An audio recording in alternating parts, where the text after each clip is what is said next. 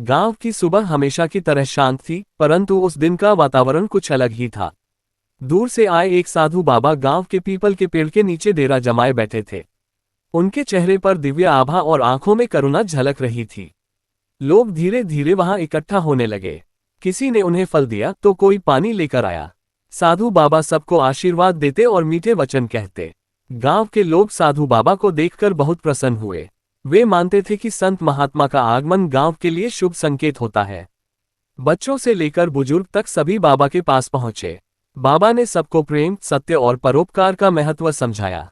उन्होंने कहा कि मिलजुल कर रहने से ही गांव में सुख शांति बनी रहती है। गांव के कुछ लोग अपने दुख दर्द लेकर बाबा के पास पहुंचे।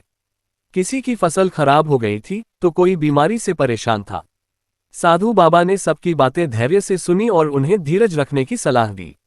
उन्होंने कहा कि कठिनाइयां जीवन का हिस्सा हैं, लेकिन विश्वास और परिश्रम से हर समस्या हल हो सकती है।